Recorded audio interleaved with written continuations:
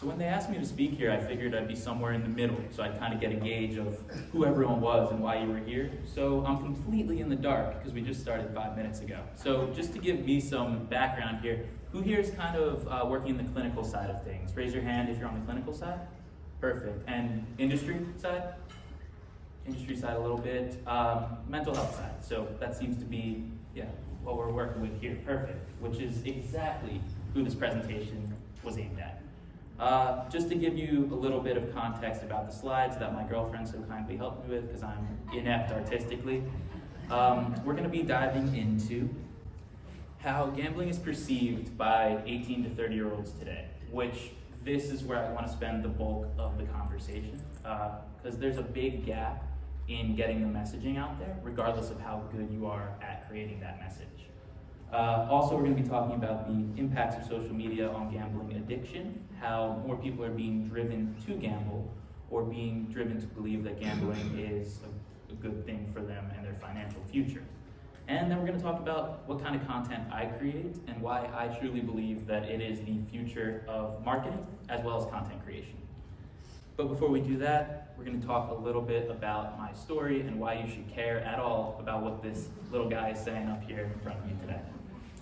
So I share my story of gambling addiction, which I'm going to walk you through, because for a really long time, I thought that I was the only person on earth with a gambling problem. And that kind of stems from a couple things. First is, everywhere you look, you're being told that this is a great thing. You're the next big winner, jackpots, lavish parties, nice cars, great hotel. That's what you see on the commercials. You don't see the rows of people sitting in front of slot machines, wasting away their pensions, wasting away their life savings, chasing after a jackpot that they're not supposed to get. But so, because I only saw positive things, I didn't know where to get any help. Now I'm from New Jersey, and that lanyard that you're wearing that says 1-800-GAMBLER, that number was founded in New Jersey by the Council on Compulsive Gambling there. Yet, being right next to Atlantic City, and right next to where this council is, I still had no idea where to get help. And that is why I do what I do. I think we touched on the rest of that already. But let's get to the story. So I'm now 25 years old. When I started gambling, it was 2017, so I was 18. Now you might say, you have to be 21 to gamble. Wrong. There's something called daily fantasy sports. Raise your hand if you know what that is, daily fantasy sports. Okay, so yeah, pretty popular. I know we got a lot of gambling here in the state, which is why I was so excited to come. Daily fantasy sports isn't really called gambling. It's called a sweepstakes. And the reason is so that they can have younger people play. Now that's not necessarily predatory in what it is. It's just accessing the thing a little bit earlier, right? So I grew up near Philly, in New Jersey, but near Philly. And you guys know the Phillies are doing really well this year. We love our sports teams there. So every event, whether it was a family party with all my aunts and uncles and grandparents, or it was hanging out with my friends, we started the hangout around a game. Family parties would start at 1, because that's when the Eagles game would kick off. Sixers would start at 7, so that's when the friends that I had would go out for a party. We always had a game playing regardless of what the event was. So then I find out, oh my God, I can gamble money on these games that I already love to watch, that I know everything about. I can tell you every player on every team and their stats. Well, there's a use case for that? I can use that to make money. It's too good to be true. It was too good to be true, but we'll get to that. So I started gambling with the daily fantasy sports, and within a couple of weeks, I had reached the point where I actually wasn't getting the result I wanted fast enough, which sounds weird because they already condensed the fantasy sports season into one day, right? So one night, maybe 4 or 5 hours, you find out the result. That was too much for me, way too long. I needed to know the result after one game. So I started making sports bets with a bookie. This at the time was not through one of the providers that you can get on an app. This was a couple years before. Now, as soon as that started, the game wasn't fast enough either. Then it had to be the first half and the first quarter. And now, you can bet on the first pitch of a baseball game. You can bet who's going to score the first basket of a basketball game. That's like crack to a compulsive gambler. You're now looking at a real-life slot machine made of your favorite players. It's no longer having to wait and deal with the bookie in the back room of the deli. It's that you can log on to your phone, hit 3 buttons, and find out the result right away. And so this is what was happening in 2020 for me. It was just on the heels of the pandemic starting, and I had been gambling, very much throughout the time between 2017 and 2020, but this is really where it starts to get bad, because this is around the first time that I find myself in debt because of my gambling. And to a 20-year-old, debt is much different than it is to a 25-year-old. 25-year-old, you make some mistakes, you can go to work and you can earn it. When I was 20, I was working for $8 an hour, $9 an hour maybe. And if I'm sitting on debt in the tune of $10,000, $15,000, that takes a long time to recover. I did that 6 different times over the 6 years that I would gamble. And the first time that it happened in a really significant way was 2020. I had just come home. I decided that I wanted to do a semester abroad to escape the negativity and the depression that I was feeling. Never did I consider that the depression was because I was losing money gambling. I figured, it must be where I'm living. It must be, the people I'm around. So I went to Australia, the furthest possible place that I could go. Does anyone here know which country has the largest gambling loss per capita in the world? Australia, yes. I didn't even know it when I got there, or when I had set up to go there. But the morning that I landed, I looked up what to do. What should I do in Australia? The very first thing that I did was go to the Star Casino in Sydney, Australia. I landed at 6 a.m. and I was playing poker by 7:45 in the morning. After not sleeping, because I can't sleep on planes. I don't know about you guys, but I can't sleep on planes. And I had slept for 24 hours. This is where I was at. And this isn't even the peak of things. This is where I was at in 2020. Now, 2021 comes around and we reach what would be the peak. I was convinced that somehow, some way, I was gambling because I could get better at it, I could win at it, I could find a way to make money doing it. I just hadn't figured it out yet in my mind. And what would eventually happen was, no matter what I did, I'd always find myself in the same situation. In 2021, in February 8th of 2021, I just decided that I had enough, and I sought out a 12-step support group meeting. Now, that went well for the next 8 months. I actually didn't gamble. I was talking to my group, I was working through it. I was actually also seeing a counselor. Now, there was a couple of problems, which is why I asked you in the beginning if you were on the clinical side, and why I'm so happy that you're here. My counselor was great. But then I said, hey, what do you know about gambling? And he said, I never placed a bet in my life. So now I'm sitting here and we're working through why I'm depressed. We're going through CBT and he's sitting me down and asking me to think about why I'm feeling all these things. I was feeling depressed, tired, angry, because I was sitting in debt trying to figure out how to get out of it. And it was because I was gambling. So we were working on things in the wrong order. But when I started going to the group meetings, things felt better. And I felt like I was finally connecting. But I'm happy that you're here because you need to know that this is a much different addiction. Though there's similarities, it's much different addiction than drugs or alcohol. And it's because it's the only addiction where I can tell myself that I can fix every piece of damage that I cause with one bet.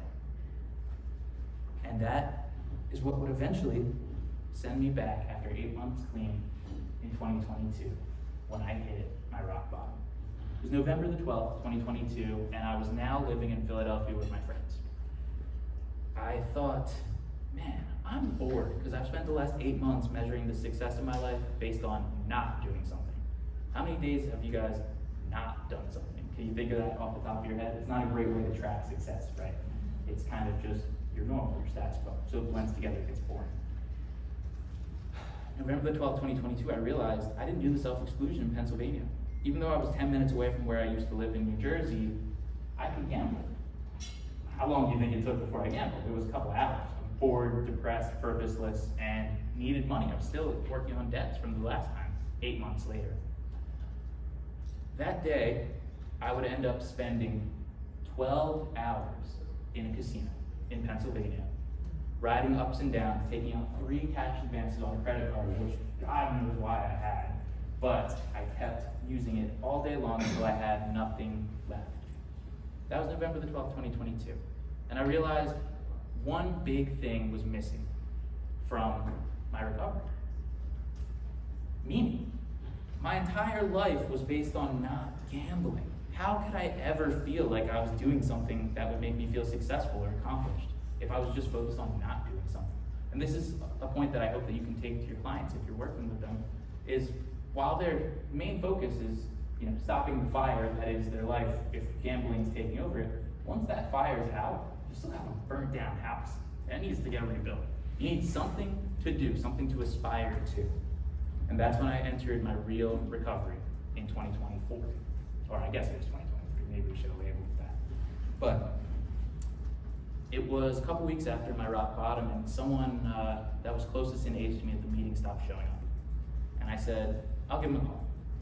Called him, break up, fight with the girlfriend, went back to gambling to deal with the emotions, to cope with it. And I said, hey man, I don't know what the answer is, but I did that last week, and I am in deep crap.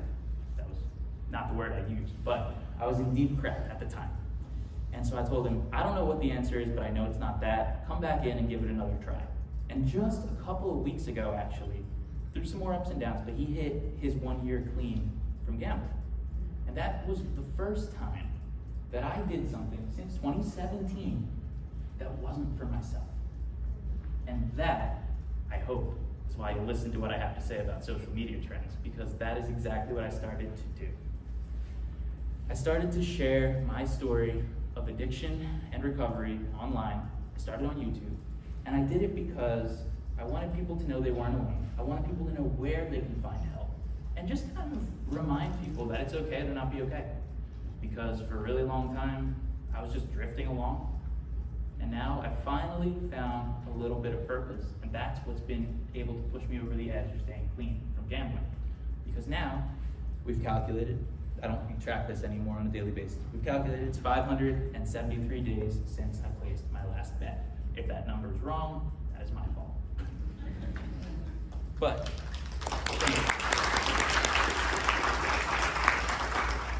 in working through the 12-step group, what always popped out to me, and what I think applies to everyone's life, is that once you've practiced these principles, once you've figured out yourself, you put your own oxygen mask on, use that to help other people who are going through the same exact problem as you. And so, if you guys don't mind, I'd like to just kind of show you a video as to what I actually do online. And it should play right here. Jason has his rent payment on the Sunday night football game right now. He's sweating out the last few seconds of the game and is about to win. Just as things look to be finished, the away team throws a Hail Mary pass that gets batted around in the end zone and finds its way into the hands of their star receiver. Everyone on the team is excited, and they're celebrating an absolute miracle play.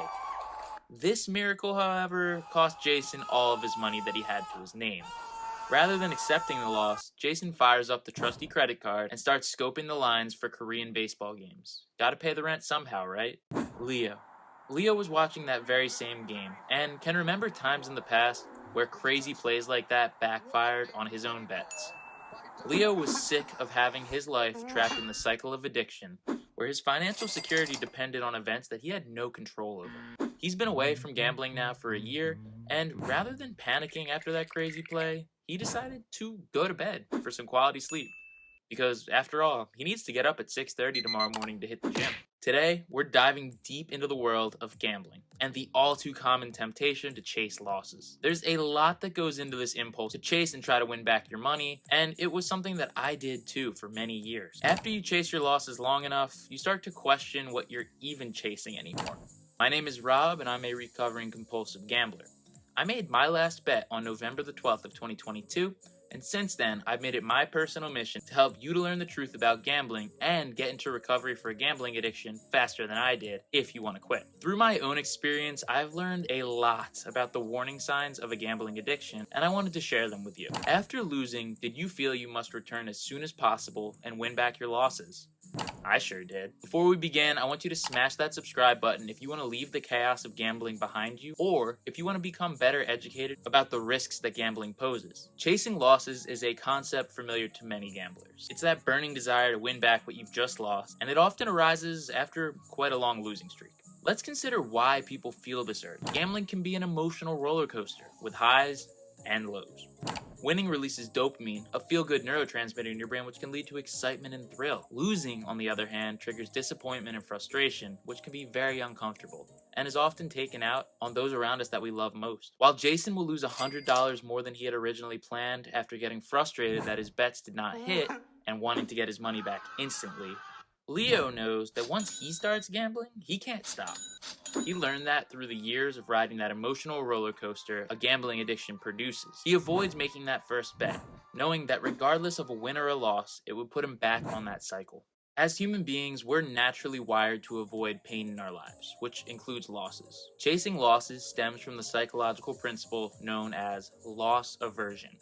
It's the idea that we'll go to great lengths to recover what we've lost, even if it's not rational. If you get yourself into debt by gambling, it's very illogical to think that you'll get yourself out of debt and into a better situation by doing more of what caused the initial problem. Even if you were to win your way out of debts in the beginning, it would only be a matter of time until you're in the exact same predicament again, because you could easily convince yourself that you can win your way out of any bad situation until, eventually, that situation becomes so bad that you're drowning in debt with no chance of winning your way out. Now that we understand the temptation, let's get really practical, and let's dive into the risks associated with chasing losses. To win back losses, many people increase their bets.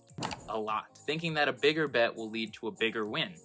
Unfortunately, this strategy leads to even greater losses. Jason would lose $10 on his first bet, so he'd double it and try to win and try to get even with the next bet, gambling $20, and then $40, and then $80, and then so on, and so on. Things would keep getting worse as the bets would get bigger until the point where they were unmanageable and sent him into significant debt. Leo too went through situations like this in the past, but is now thinking more logically since he's almost a year away from gambling. Instead of making that first bet, Leo has started a new side hustle business, and he's channeling his competitive nature into trying to turn a profit his very first year in business, something that most businesses don't do. Chasing losses can take a significant toll on your emotional well-being. The stress, anxiety, and frustration can negatively impact your mental health. And that's not even factoring in the financial consequences and the mental health issues that can cause when you're chasing losses, which can be devastating. People can end up in crippling debt, affecting their lives and the lives of their loved ones, as you could spend years working to rectify the damage. I can't tell you the number of shifts that I worked for free in my life, meaning that I was working to pay into debts that I already had incurred as a result of my gambling. While Jason would be working a second job to pay down debts and actually continue to lose more money during his shift gambling than he actually made from the work, Leo knows that the best road to the repayment of our debts is through hard work. It might not be moving as fast as the money seemed to be moving when he was gambling, but he's also not losing anything. And so each day he would creep closer to his goals until he eventually paid off all of his gambling debts 6 months after quitting. The question asked at the beginning of this video was, after losing, did you feel like you must return as soon as possible to win back your losses? It's one of the 20 questions often used by 12-step support group meetings to determine if someone has a gambling problem. Answering yes to several of these questions might indicate a gambling addiction or some kind of gambling problem, and I'm going to be diving into the rest of them in upcoming videos. So once again, make sure that you're subscribed so that you don't miss those when they come out. Chasing losses in gambling is a very dangerous behavior that can lead to severe consequences. If you find yourself trapped in this cycle, or you know someone who is, it's very crucial that you seek help and support for yourself or for that person. If you recognize that you or someone you know is chasing those losses and may be dealing with a gambling problem, there is absolutely hope. So what I want to highlight here is the response that I get from this kind of video, because now we're going to get into the technical side of what we're going to talk about today. When I post a video like this, the comments aren't usually so great, because they're reflective of this belief that gambling is a way to make money. Gambling is a skill. Gambling is something you can get better at. And so we get comments like this. Hey Rob, please start betting again. There are many profitable sports bettors. Just start gambling again, bro. You were probably really close to a big win. If you were winning, you wouldn't have this problem. Bro, you're just a quitter. Bro, you were so close to hitting the jackpot. Noticing a theme? The theme is never give up, because we can overcome, we can beat this. Except it's the only thing that if you try to beat it, you never can, because it was designed for you to lose money. It wouldn't exist if you could beat it. But this is important, and this is something that I've pushed through for the last year and a half making content, because on the other side of these comments might be a person who truly believes that they're gonna make money gambling. They might not be doing this to hurt my feelings. They might feel personally attacked by me telling them that they might lose money. I mean, I sure would be if 4 years ago you came to me and said, Rob, your sports betting is problematic. You're gonna lose money if you do this. I'd say, you're gonna lose money. I'm a good gambler, you're not. And this is the trend that I see a lot between the ages of 18 and 30. Now, this is the amount of money that in 2022 US players gambled for. Per capita, it was $764. Now this per capita includes people who are 1 year old and people who are 100 years old that aren't gambling. It includes everyone. Every single American by this number would have spent $764. That's staggering. Now, of course, the majority of this money is coming from 5 to 6% of the players towards the top of the scale. But the number, when it's spelled out without many zeros, sure does, strike home. So we wanted to include that today. Here's a few statistics about gambling and about social media. So it's estimated that between 1.2 and 6.2% of Americans are addicted to gambling or struggle with gambling addiction of some nature. This would be 20 million people estimated, somewhere around there. And it's also important to remember that for every one person impacted by problem gambling, it's estimated that between 4 and 5 additional people are impacted negatively. This could be wives, husbands, kids, aunts, grandparents, whoever you live with, whoever you interact with. Because I can tell you from personal experience, when you're down money, you don't care about someone's problems. You don't care that your kid needs something. You gotta figure out how to get that money back now, because you regret doing it. But then if you get it back, you just do it again. And it's a cycle that keeps perpetuating itself. This one's shocking. 50.2% of slot machine players have gambling problems. We always look at stats that say somewhere around, 3 to 4% of people will struggle with a gambling problem, but when you boil it down and you break into that subgroup of people who are playing slot machines, if half of them are having a problem, think about how many possible people might need your help. It's millions and millions of people. You know where there's also millions and millions of people? Social media. We gotta tie it back into the main theme of this presentation. There are 246 million active social media users in the US, which is almost 3/4 of our entire population. Raise your hand if you're active on any form of social media. Looks about right. So, now I have a breakdown of the demographics from each of my accounts to just give you kind of an overview of what I see. This will get tied in a little bit later, but we wouldn't just introduce it here. Again, the majority of my people that interact with my content are 18 to 34 years old. We're stretching it a little here. One thing that I personally struggle with is reaching a female audience. If you look at me, I don't really appeal to many of the female audience members that would be finding my content. Maybe if I look like their grandson or their son, they would like me. But if you're struggling, you're maybe not coming to me. But it's pretty well spread out between all around the world, and this is a worldwide issue, but social media is allowing worldwide access to this audience that needs the help. Same applies with YouTube, as it's a 88% to 12% split between men and women. Tough for me, but we'll get through it. Same age demographics though, and here again on Instagram, it gets an even more sharp difference. And I wanted to note as well, just going back, there's 1.7 billion active TikTok users, 2.5 billion active YouTube users, and 2.4 billion active Instagram users, probably a lot more when you account for Facebook being part of Instagram as well. Now, I just wanted to kind of show you what people are seeing when it comes to gambling content, gambling addiction content online. We have, we'll call it the good and the bad, and I've done well here, in my opinion, to keep my personal opinions out of things. So all of the things are going to be creators that are not affiliated with any type of industry. They are just myself and a couple people like myself in recovery, and then on the other side of things, a couple people who are streaming what they're doing gambling. So just to give you an introduction to a piece of my 5 signs that you have a gambling addiction.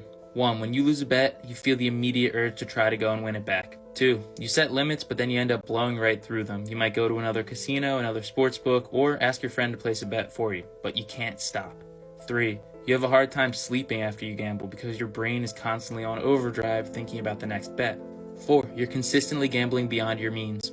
5. You're hiding the amount that you're gambling or the amount of time that you're gambling from loved ones. If you fit any of these, check out my account for help.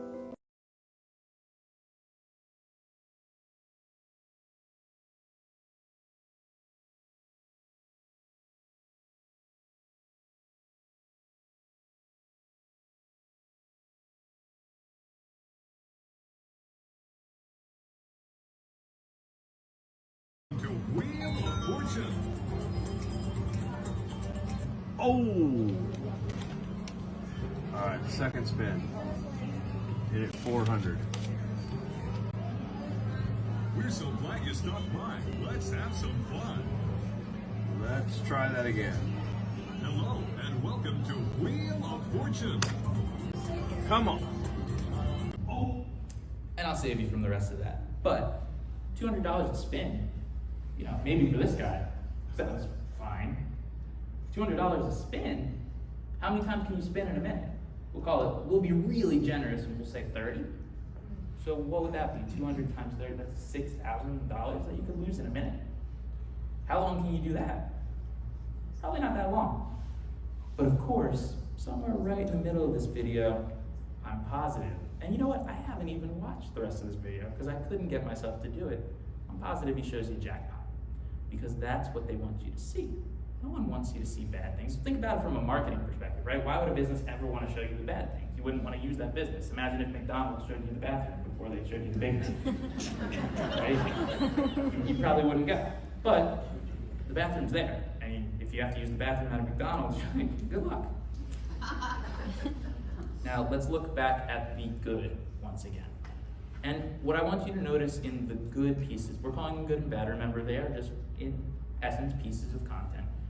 But the messaging is what's important. It's showing you you're not alone. It's showing you an attainable lifestyle. It's showing you that things can get better. So this man's name is Ian, and I've worked with him a couple of times online. He's from Ireland. He actually worked at an animal shelter, and he went to prison. He was incarcerated for embezzling money from the shelter. In his recovery, he has now returned all the money to the shelter and now donates all of his earnings from content to that same shelter. He's from Cork, Ireland. He's turned his life around and he's showing you, in this video that you can do the exact same thing. It's a little better than showing you $200 Wheel of Fortune spins. But which one do you think got more views? And that's the problem. So let's go back to the bad side. This is a rapper named Drake. And even if you don't listen to rap, you've probably heard of him because for a while he was the top streaming artist in the world. And he has the most #1 hits of any artist in the world, I believe. Maybe the Beatles have him beat, but I can't. You know it's good. You know it's good. Yes? Oh, 23. Yes, we'll take that. Yes. Psycho. Yeah. Oh! Everyone had one of those, right? You guys have one? $4.86 million roulette win? That seems reasonable.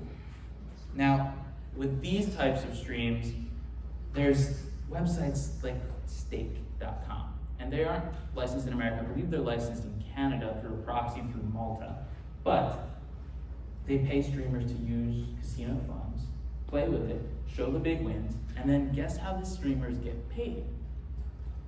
They get paid a portion of the losses of anyone that signs up using their code, which sounds like possibly a problem.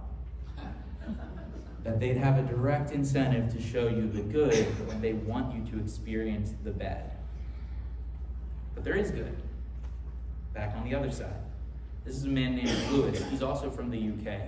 And Lewis turned his life around after he had a major win gambling off a 20-cent spin where he won over £20,000. That would eventually spiral into a many-year-long gambling addiction. But now he's also in recovery and he's sharing it with the world. A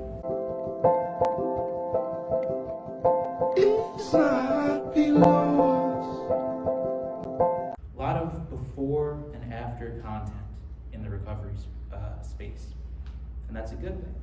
You can resonate with that. You can see that he's happy in this picture, but in the second picture he was depressed. He was maybe coming off of a depressive episode, a manic episode, and was feeling upset, trying to figure out how to find money to pay back debts. But here, he's happy. You see the duality of it. Speaking of duality, here's another video from the bad side. Okay. Oh! Fuck! 22,500. 22,500! See, look! Fuck! Fuck! 22,500. What'd you notice? Anyone? Any comments on those videos? What's that? One more time. Yeah, exciting, how lively it is.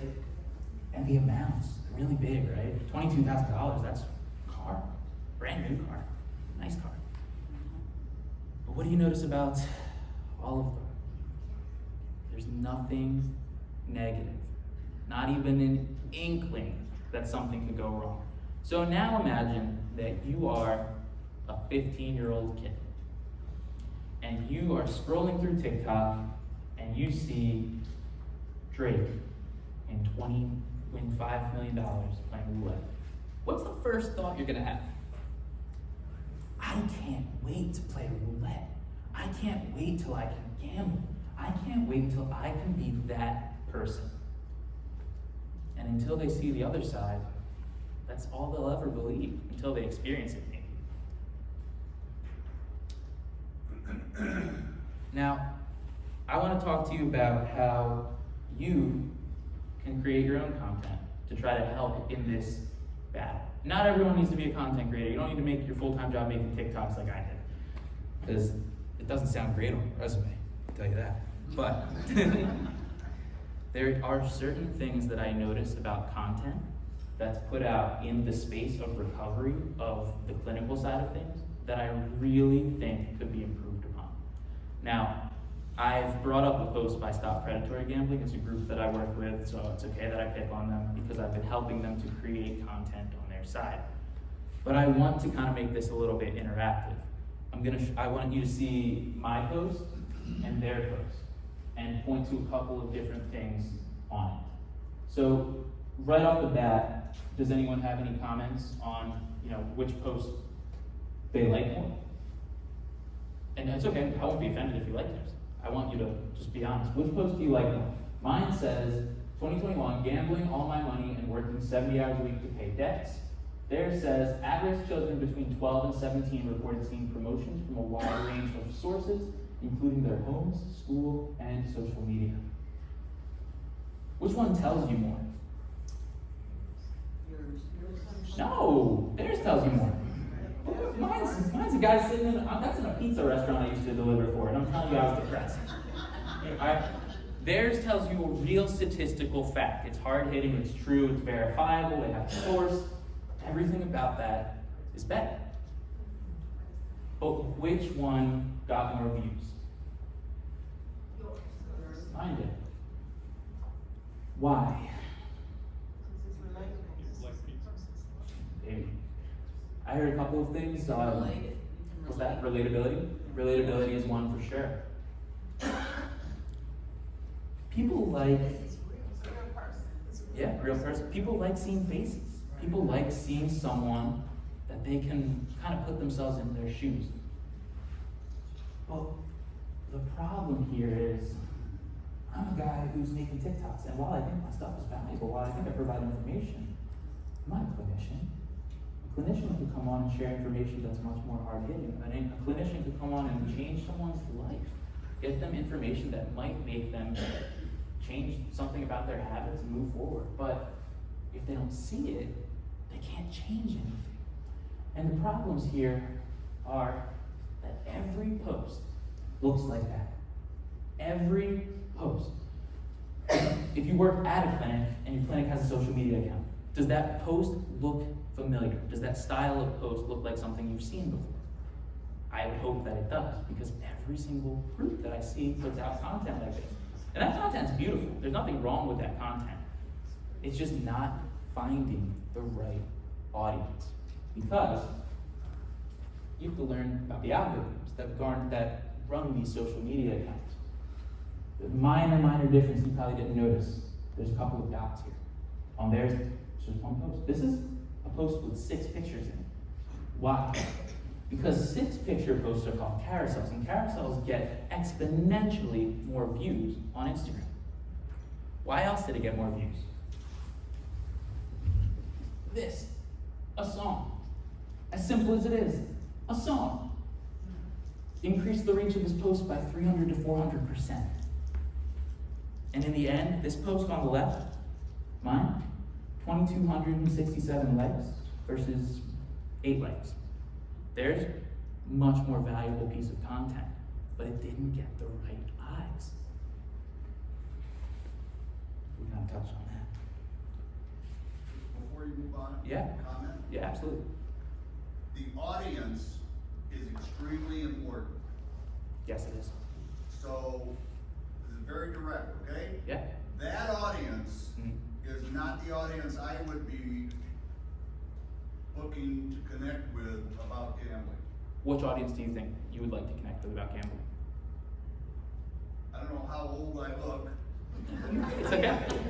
Which audience would you like to connect with? I'll tell you how to do it. If you look at statistics, older adults Sure. are one of the higher risk areas for Absolutely. gambling and gambling disorder. Yes. So if I'm approaching older adults,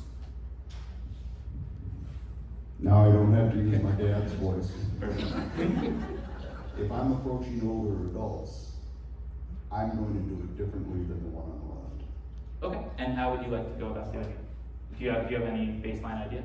I would begin with statistics because we grew up that way. Okay. I would tie in topics of tolerance, loss of control, continued in spite of negative consequences, because growing up years ago, gambling was shame. Sure. And to expect someone to no longer feel ashamed if they gamble because look at all this stuff that work for everybody. So remember, I'm coming from a different place. I would be looking for a different audience to generate this kind of information. Sure, and that's why I'm glad that you made the comment, because I don't represent every audience. I represent the audience of 18 to 35-year-olds on average. However, you make a good point. There are certain societal aspects that would lead people to resonate with one type of content over the other, which I understand.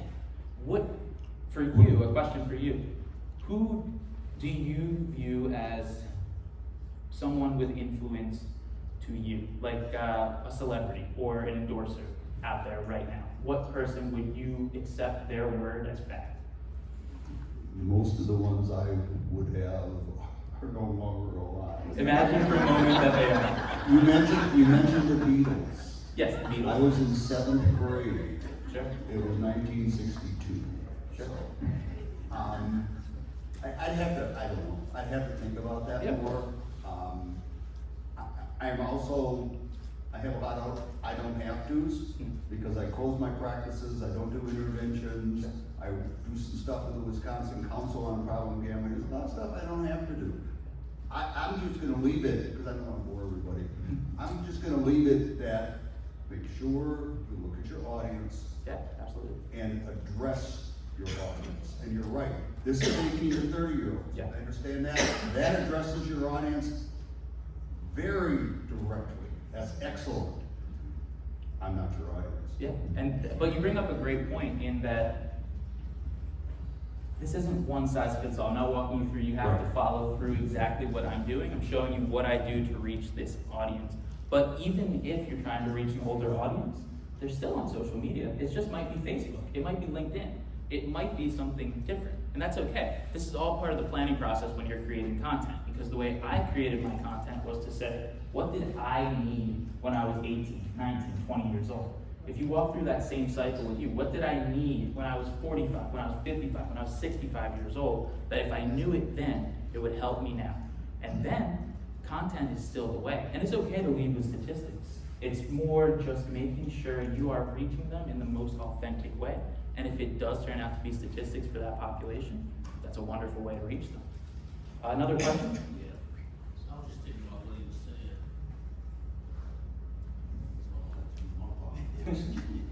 I was just thinking about what he was saying.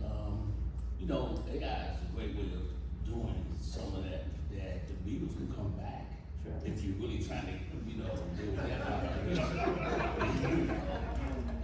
So I'm just saying that there are ways to get all these populations with the technology that we have.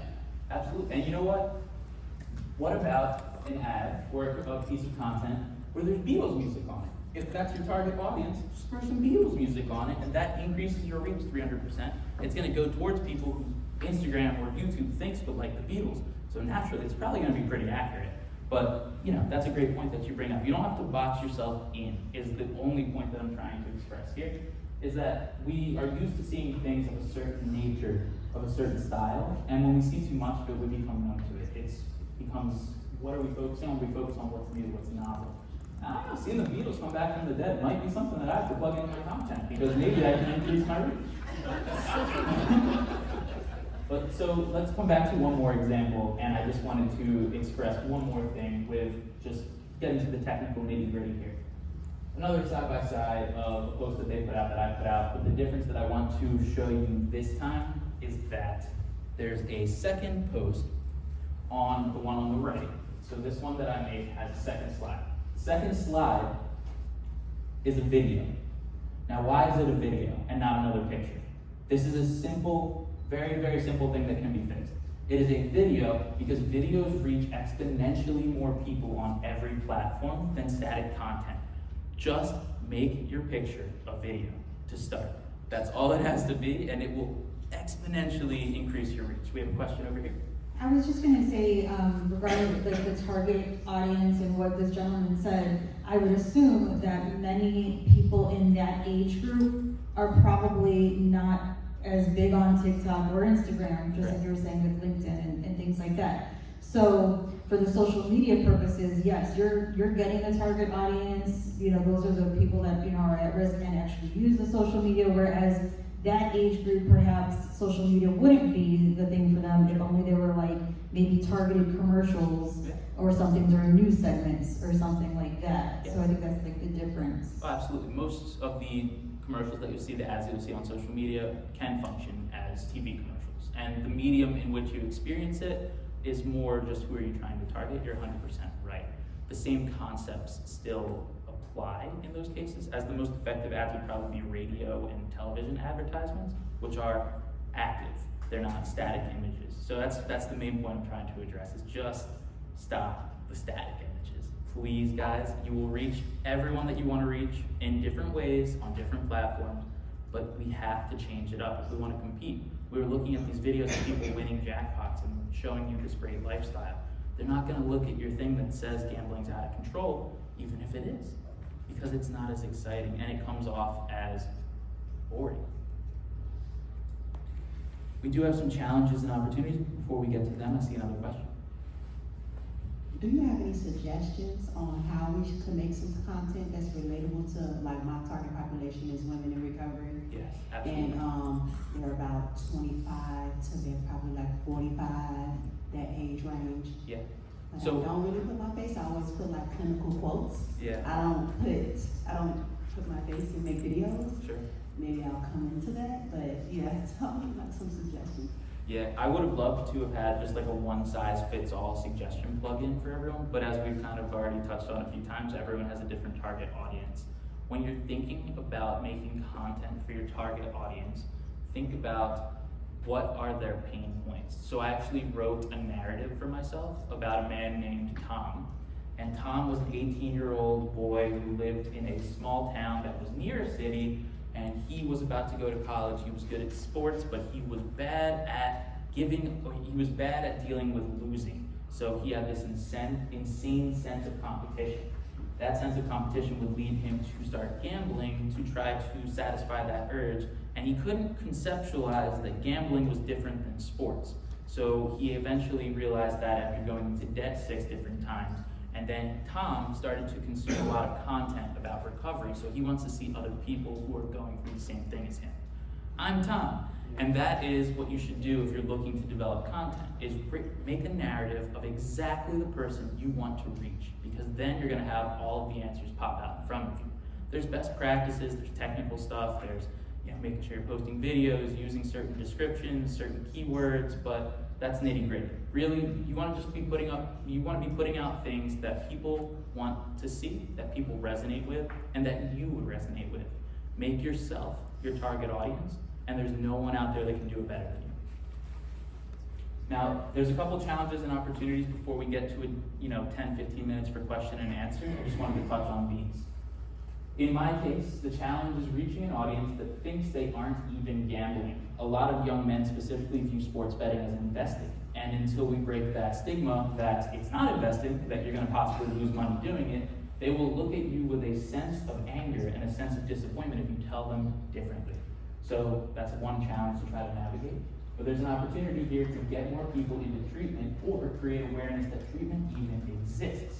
If you ask someone, would you ever go to gambling treatment, and they are just coming off of a loss, they might say, yes, I need the help. They're just coming off a win, maybe not. That's why I post content every single day, so that I find people in those lulls where they might be actually wanting to make a change in their life. Because they're not gonna make a change if they hit a jackpot, but they will if they lose the value of the jackpot. Another challenge is that there's no instant success or virality, and it takes consistency in posting content to begin to see more views. This is something I dealt with as my first YouTube video, which I did not show you, sucked. It was terrible. And well, my girlfriend here said, your videos suck, make them more exciting, put them on TikTok. And I did, and here we are a year and a half later reaching the audience. But it took a year and a half. The opportunity here is to connect with a difficult audience to reach. People that aren't seeking help but need help are very difficult to reach. And in my case, I'm able to get to them by leveling with them on a personal level. I'm sharing my story. So in my case, it might feel like, oh, this is easy, this is Kate, because he's in recovery himself. I'm not in recovery, how could I possibly make content? Well, you're not in recovery, but maybe you're not in recovery, but you went to school to learn about this addiction. You are the authority figure in this field. How can you express that to your audience and make them understand that while respecting that you know what you're talking about? Because a lot of us problem gamblers have pretty big egos. I don't know if you guys can tell, but my ego is pretty big. A little better than it used to be, but it's difficult to connect with that audience. So it's just important to think through that before making content or just having a conversation with them. Another challenge is navigating those goofy comments that I showed you earlier, but after you get a few of them, it all becomes just noise in the background. So you have an opportunity here to bring marketing and business practices into a field that's focused on clinical knowledge. We have a natural tendency to want to show statistics, to show the truth, because we know the truth. But if people don't want to hear the truth, showing it to them right away will result in them not looking at it, but easing them into it through a story, through a meme, through content that makes them smile, laugh, cry. That's when you can make an impact. And that is the opportunity, because we are most equipped to help the person that we used to be. And now, questions for the next 10 minutes. I was thinking about this gentleman bringing up examples, role models, or whatever. What about children? Have you ever used children in your videos? I mean, children have an appeal to all generations. I mean, imagine something like this. A little boy who's crying because a tow truck is towing his dad's F-150 away, and he said, "Mommy, why is he taking the truck away?" You know, and you have a caption, if your gambling is creating this kind of a problem, look at what it's doing. You know what I mean? That's an appeal, I think, that anybody at any age could look at. And then, like with social media, my grandson and YouTube, oh my God, he can sit there for hours and hours just watching other kids play with their toys. You know, and it's the same thing, you know, if you can get to the younger group saying, you know, that there are other ways to enjoy yourself and have fun and not to get trapped in, you know, trying to, you know, have your ship coming, you know, it just seems like it's a natural way. I was thinking of that news just recently where the congressman was giving a speech in Congress and his little grandson was behind him. You know, it looked like a little Ronnie Howard, you know, making faces. I mean, that kid went viral so quickly, and if there was a message there, imagine how it would, you know, full of impact. 100%. You hit a really important point. It's an emotional appeal. People can relate to kids because everyone was a kid at some point, right? The problem is very simple as to why I haven't used kids in my content. It's illegal to do it without their parents' consent. So unless I want to reach out to parents and ask if I can film their kids, which might make me look a little creepy, that's why I've done it. But in terms of content value, it's brilliant. And if you're working with a production company, a marketing firm, or something like that, they absolutely could find child actors to be in your content, and it's a great idea. All right, question. You know, there's plenty of marketing people that do the videos, Facebook, monitor Facebook. Now you're talking about $1,000 to $2,000 a month in doing that. You know, having these companies come in, create all that stuff. But, you know, how, you know, and then you have to track it. You have to see if this person, if this video is getting to the number of clients that you need, and is that cost gonna do that? Yeah. And that's my problem with some of the social media, is that, you know, some of it works and some of it doesn't, and some of it's, you know, throwing the dice out there, you might, you know, it's just like gambling in some cases. I mean, it really is. And that's the part that I have a real problem with. I mean, there's probably, you know, I get phone calls at least once a day. Sure. From a social media company wanting my money to do their market, to take over my clients and do their market. Yeah. Once a day, at least once a day. And I ask them, you know, and they go through their whole spiel, and then they come up with a cost of, you know, It's too oh gosh, much. it's gonna cost you $1,200 a month. Yeah. Well, wait a minute now, you know, they can't guarantee me any type of results with it. And so, but, you know, you tell them what you want to focus at, but they're not sure how to focus at gambling. Yeah. They know how to focus at substance abuse, everybody knows that. Of course. But they can't focus at the gambling part. I think that I agree with you. It's not worth the money to hire a marketing firm in most cases. Unless you have a very strong reason, like you are a for-profit business that you can funnel down clients as leads, it's probably not worth the investment in a marketing company. But the thing is, what they are doing for you, you can do for yourself for free. It's just a matter of understanding how it's done. I don't think that if you're just trying to raise awareness, you should go out and spend $1,500 a month on marketing. It wouldn't make any sense. You'd be burning $1,500. But you can do it yourself for free, and that's something that I'm trying to help teach people. I am a marketer and I can make content, but I don't like that business model. I think it takes advantage most times of people that don't really understand what they're buying. But rather educating someone on how to do it themselves, then they can make content for free every single day or whatever they're free, and you can get the same end outcome either way. So I agree with you on the costs there. I just have a quick question. Do you think that content that equates or emphasizes like the role video games, you know, could, you know, resonate with younger audiences? Yes. Loot boxes, that sort of thing is pretty huge. Shameless plug here, I am putting out a YouTube video next Wednesday on the effects of video games on young people and how it can lead them to gambling. So scan that QR code and subscribe. Make sure you hit subscribe so that you can see that video come out. But you're absolutely right. A lot of video games have incentive structures within them that normalize the feeling of risk and reward. And the younger you start doing it, the more of an impression it can make on you, as I'm sure you all know. You made an interesting comment about younger people that say sports betting is investing. And the reason it's interesting to me, because I'm old, is I have a presentation because one of the things that I've heard for years is, isn't investing gambling?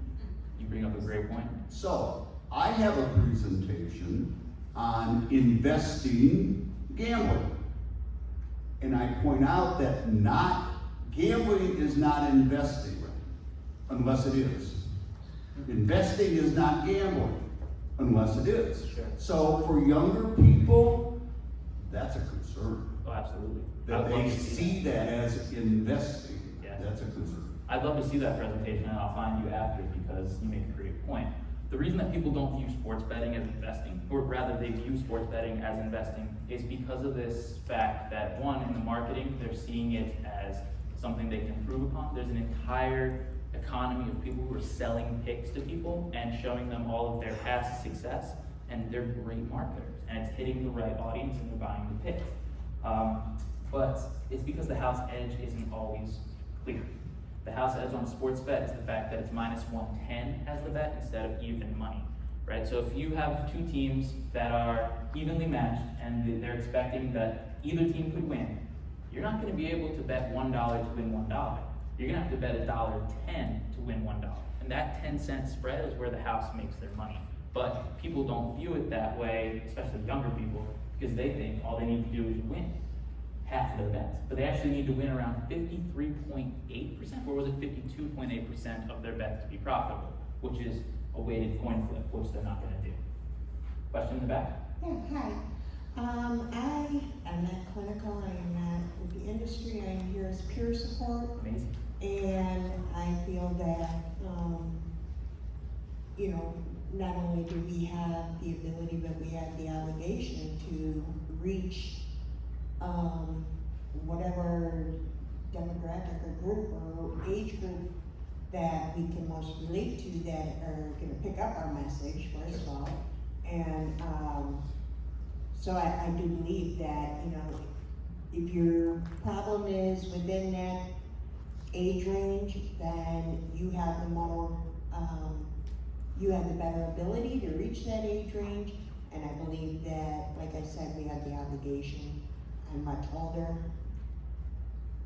and you know, you have the obligation to get out there and spread that word. Yeah, absolutely. Thank you for being here as a peer support person, because that's something that I didn't know existed until I started doing work in this field. And the fact that you can go out and find someone who's been through it and knows how to talk to you about the situation is very valuable. Thank you for what you do. Another question in the back? Yeah, I was just wondering, do you still get urges to go and gamble to this day? Not at this point, but I'd say for the first 6 months I did, which then arose the question, is it okay that I'm making this content if I myself am having urges to gamble? And what I came to the conclusion was that I can help someone that I was 6 months ago. I can't help someone that, you know, is outside of that scope. But now I'm in a position where a year and a half later, I can help the person I was a year and a half ago. But that's going to change based on who your market is, what your story is, and if you're in recovery. But thank you for the question. At this point, feeling pretty good. Another question in the back? Hi. Liz Phelan, compulsive gambler in recovery, and I'm a female follower of you. And one question: can you follow me back? Things to do besides gamble. But the other thing, I just wanted to let you know, one of my clients, we have like a resource sheet that we give to all our clients. It's a shared document, and it has different podcasts and different things to follow. And she said, why don't you add him to that? And I was like, oh, let me look him up. I was like, oh, I already follow him, but we added that to our resources. So just thank you, it's great content. Thanks so much for doing that. I really hope that it's helpful.